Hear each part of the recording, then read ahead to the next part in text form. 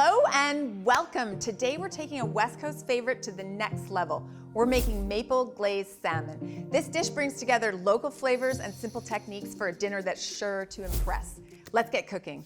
So we have to make the maple glaze marinade to start with. This is used both as a marinade and half of it is used as a glaze. So let's get started on that.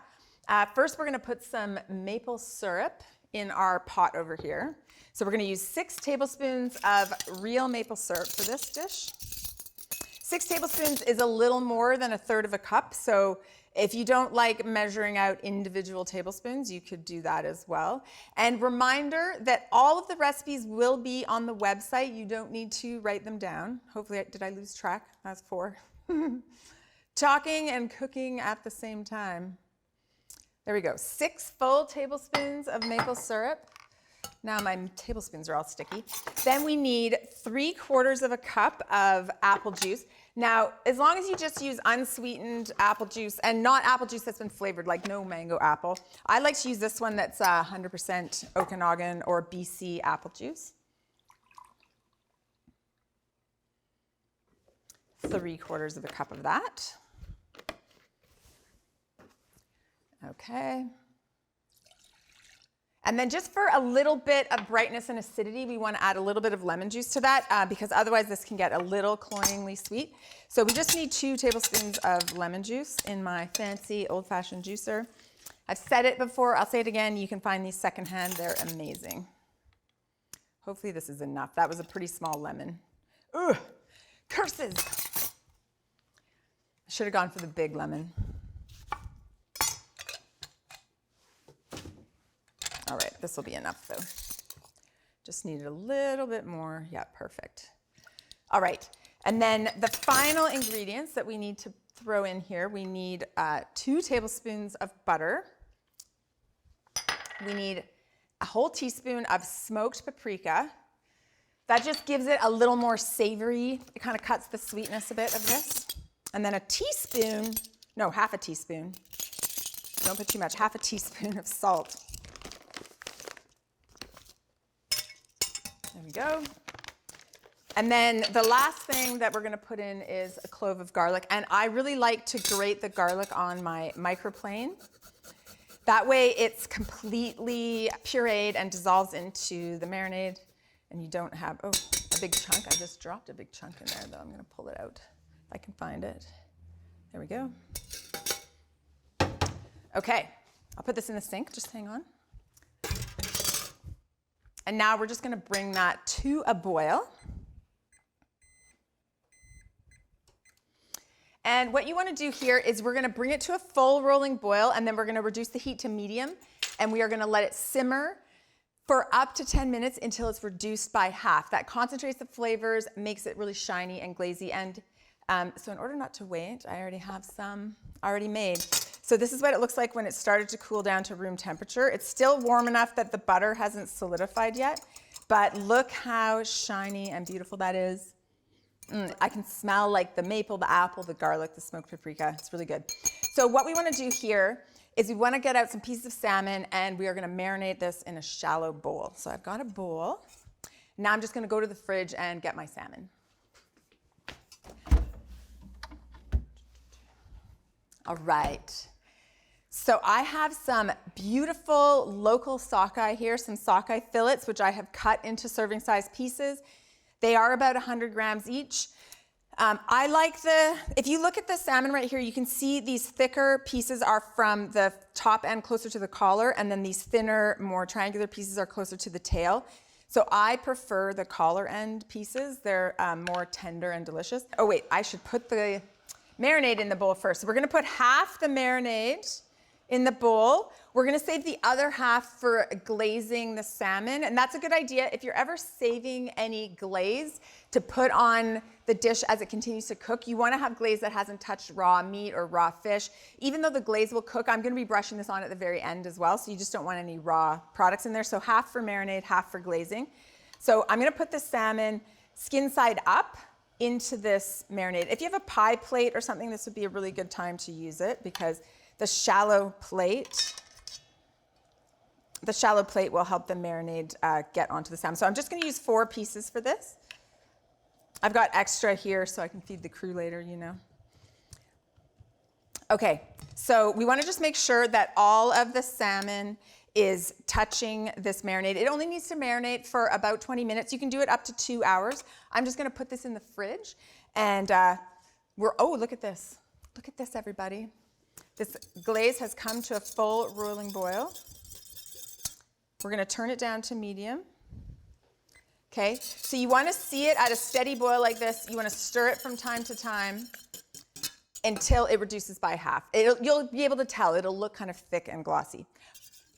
Okay, so we've got this fish marinating. You want to marinate it for a minimum of 20 minutes, no more than 2 hours. Even though this isn't a very acidic dressing, leaving fish in a marinade for too long can cause it to disintegrate and get mushy. So time your meal according to how long you need to let it sit.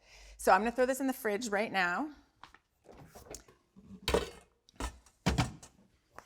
All right, so I'm gonna let that marinate for about half an hour. When we're back in the kitchen, I'm gonna cook it in the air fryer, and I'm gonna throw together a couple of sides that taste really good with this meal. But stick around, because after the break, we're on the road. Cooking on the Road is brought to you by Whisk Victoria, the small but mighty kitchen gadget store for every home chef.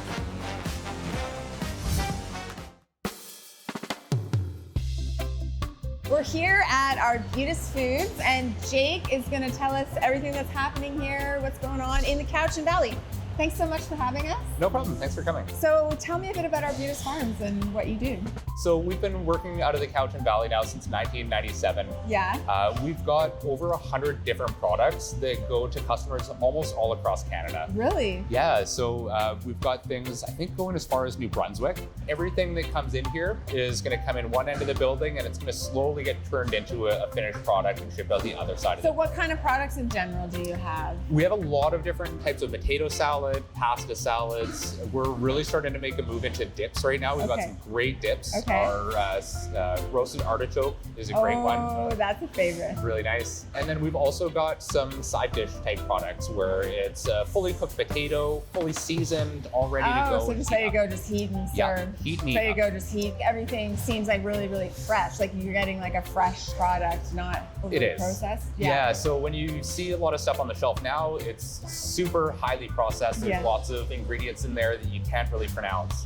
And we try to go for more of the products that are just really clean label ingredients, where it's potatoes, carrots, rosemary. So just stuff you can feel good about pulling off the shelf and feeding your family. Exactly.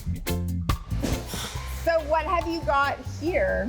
So this is our garden garbanzo dip. So what this is it's a bunch of chickpeas, it's wheat berries, it's fresh dill, and it's all gonna get sealed up in our special multi-vac machine here. So that's what they're doing right there? That's what they're doing right there. Okay. So the way that this machine works is they've got a layer of film for the bottom and one for the top. It's gonna automatically feed into the machine. It's gonna form little pouches like we see on the bottom here. And then the staff are able to come in and load that up, making sure that we're getting the right weight for everything. Okay. They press a button and automatically it just gets pulled right through. It's gonna vacuum seal the product, and then it's gonna heat seal a film on top of it. Okay. And the great thing about this film is that it's super easy to use. They're all tearaway. Okay. So really nice and quick and easy for you. When you get home, you just pull it out, heat it up. The reason you're putting this package is you're gonna pasteurize it. We are, yeah. So this is a special type of plastic that is able to stay well sealed and not leach any chemicals into the food when we pasteurize it. So it is a really special type of plastic. This sounds amazing. So to my mind as a chef, I'm hearing pasteurization, so that means very safe, very shelf stable. It's not going to go bad on you, but it maintains the freshness and the fresh flavor. Yeah, that's the big thing for us, is keeping that freshness, keeping the flavor in there. We want something that's made that day to taste the same as it does after 30 days. So this is our oven room. So this is where all of the pasteurized products that we just saw on the multi-vac machine are gonna come. And these ovens cook things, they don't pasteurize things, or they do both? They do both at the same time.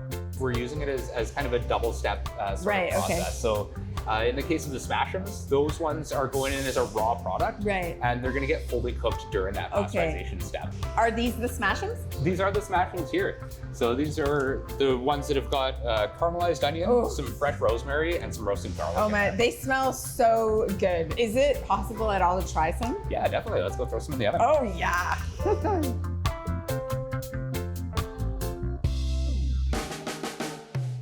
Is it okay if I just dive in? Yeah, absolutely. Oh, wow. The seasoning, so good. So nice and crispy. And we can give it a try here with our roasted artichoke dip as well. This dip is fantastic. So creamy, it's really well seasoned. That's incredible. The smashrooms are great. These ones are really fun to do with the kids as well. Smash it down in the bag so you can get your kids Like while in it's there. still in the bag? Still Oh, in the bag. Okay. And then just peel it right off and dump it onto the tray. And heat it up. it's And so ready the to cook. smashing gives it so many edges for crispy. Yeah, it really helps to get it that extra bit of crispiness to it. And then we've got a few of our other products here as well, like our rice. Heated up and it's ready to go. Our garlic basil pasta salad here, which is a great one as well. Even for the creamier type salads, we really are going for that freshness. Yeah, I can lots taste of it, herb. yeah. I'm sold. Check it out, Arbutus Foods at your local grocery store. So good, so fresh.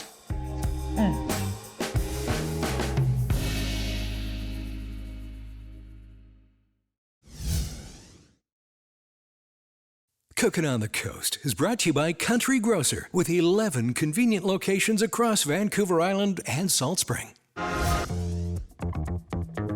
Welcome back. We are making maple glazed salmon. It has been marinating for about half an hour. Now we're gonna cook it.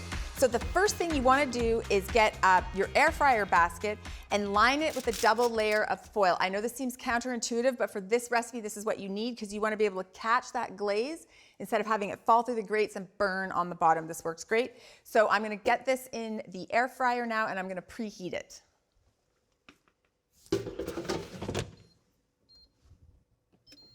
So I've got it set to air fry 400 degrees for 11 minutes. Depending on the type of fish, it might take 10, it might take 12. We'll see. The other thing I like to cook with this salmon, this is optional, is a couple of sliced apples. These are some nice BC Ambrosia apples. I'm just slicing them into about 12 wedges per apple. It just kind of adds a little something, I think. And we also still have our glaze from before. It's hardened up a bit, but that's fine. We will still be able to use it. And we're gonna get a pastry brush. And I'm gonna get my salmon out of the fridge.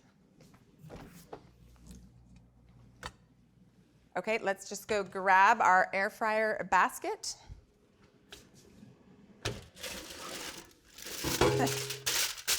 There we go. Okay, we're gonna be as quick as possible about this. Now you're gonna put it skin side down when you put it in the air fryer, okay? And we're just gonna scatter this salmon around. Okay, now we're gonna just put some apples in there. And you wanna make sure that the apples are not touching the top of the salmon. This also helps keep the foil from flapping around. Okay, here we go, here we go, here we go. Okay, now I'm also gonna toss a bit more of the marinade on here. This marinade will be cooked completely, so that's fine. Okay, in the sink. Okay, let's put this back in our air fryer. Okay, so we're gonna cook that for about 5 minutes. And then we're gonna go back and glaze it with our reserved glaze over here. Now, while that's cooking, we're gonna talk about a couple sides. You could serve this obviously with just some rice and a salad. I have some nice red nugget potatoes because this is a great dish to serve in the spring. So these ones I've just simmered with a bit of salted water. I'm gonna drain those and toss them with some parsley butter. So I'm just gonna go drain this in a colander in my sink.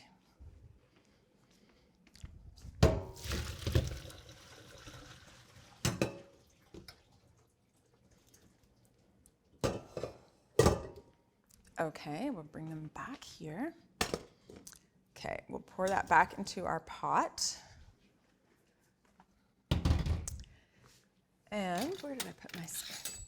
And here we have some butter and parsley that I melted together. So you could just toss it with butter if you wanted to, and then sprinkle parsley on top. But I have actually found that you get such nice flavor when you chop up the parsley and then just gently melt it with the butter. It really infuses the parsley into the butter and also softens it up so it's not so tough to eat.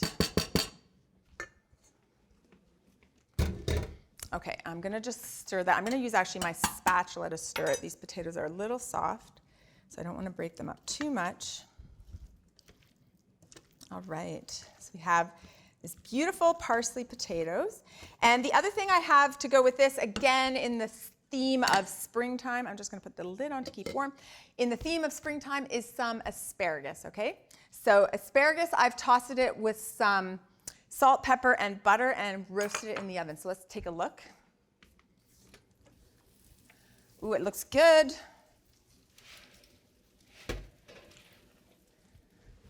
So you want to roast these until they're just like a bright green and the flavors are concentrated. I'm going to put this over here for right now. And just before I serve it, I'm going to squeeze lemon all over it.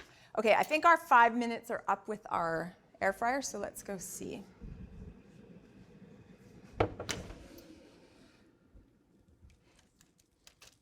Perfect. I'm just giving it a brush with the marinade. Okay, we're still going to need to cook that probably for at least another 5 minutes. I'm going to glaze it a couple more times until the salmon has a really beautiful glaze on it and it's cooked through without being overcooked. We have our potatoes here just ready to go, staying warm, and our asparagus, I'm going to grab it right now and squeeze a little lemon on it.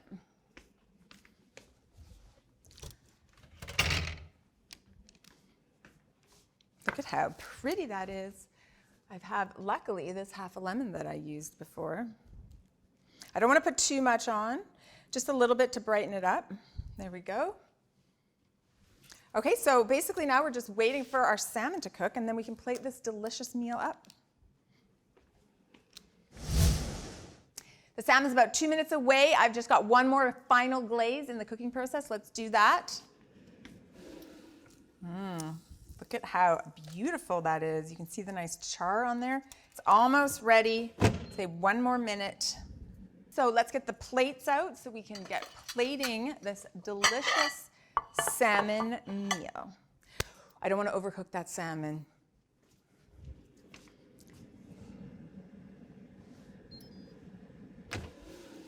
Okay, this looks really good.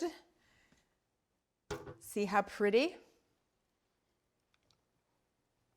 I like to just throw a tiny bit of glaze on just at the last second after I pull it out. So one of the things I really like about this recipe is that you get this perfectly charred salmon, but it's still very tender. Okay, so I'm gonna pop a piece of salmon on the plate. I'm gonna use this collar piece here. I always wanna lift it with a lifter because I'm sometimes worried that with tongs it might fall apart. Okay, I'll give everybody, a couple pieces of apple. Then we're gonna put on some of our delicious asparagus and potato. I think we need one more apple over here. Whoops. Okay, I'll put this back over here. All right, I'll just take that away. Sorry. Okay, let's put some potato on there now. The parsley potato is still nice and warm. It looks so pretty. We'll just put a little bit on each other's plates. Okay. All right, now I am gonna go grab that beautiful asparagus and we'll put it on the plate. I just need some tongs for that.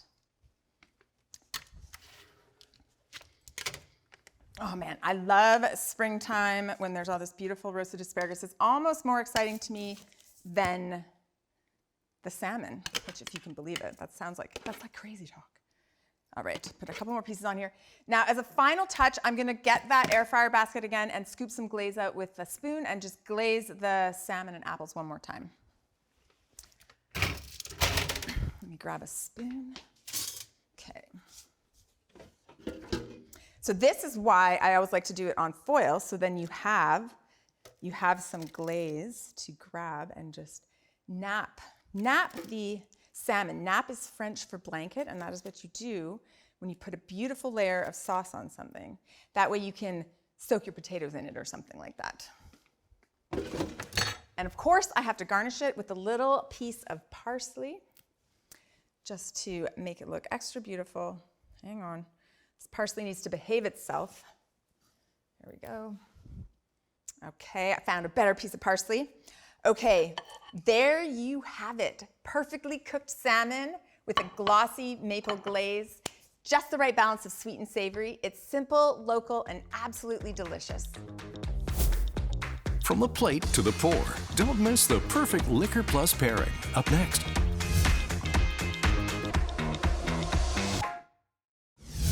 Pairings are brought to you by Liquor Plus. Discover the plus. Our maple glazed salmon is sweet, savory, and full of West Coast flavor. But what do you pour to bring out the best in a dish like this? Well, lucky for us, we have an expert in our midst, Shannon from Liquor Plus, to help us out. Thanks so much, Shannon. Hi, Heidi. So we're gonna pour some Riesling today. Riesling. Ooh. Riesling. Okay. So Riesling is one of the most food-friendly grape varieties because it has acid. Yeah. So with a higher fat fish like this, we just really want something with acid. And Riesling definitely has that. So this is a German Riesling. It's called Deinhard. It's from the Moselle region. Okay. So really nice, bright, lots of like concentration of fruit, and really nice high acidity. Okay. I also brought their non-alcoholic version if somebody's looking for something without alcohol. Right, that's sophisticated. Yes. So lots of like minerality to the wine. Interesting. Lots of like bright kind of citrus. And I just think it will be really, it will do really well with the salmon. Okay, well, I can't wait to try it. Cheers. Cheers.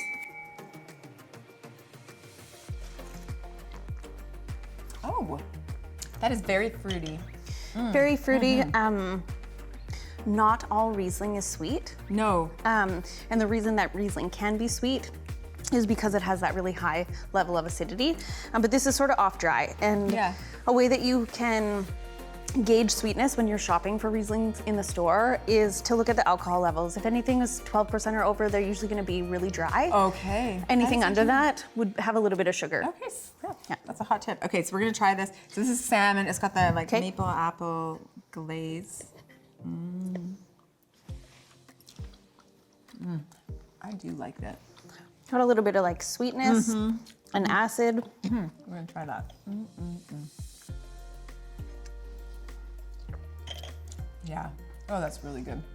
As the fruitiness in this pairs really well with the like fruitiness from the apple, and then the acidity cuts the Definitely brings out a little bit more of that apple. Yeah. Wow, that was really good. Another perfect pairing as always. Perfect. Thanks for having me. Thanks so much for joining me. And thank you for joining me in the kitchen today. Until next time, keep cooking, keep exploring, and remember, the more you learn, the better it tastes. I'm a big fan of like lots of textures on plates. Right. When everything is like one texture, well, this is good. It's like a lot of different textures. I like it. Soft potatoes, crunchy apples, buttery salmon. And we have this nice bright acidity. It's like a slice of lemon almost. Yeah, it really is actually. Yeah.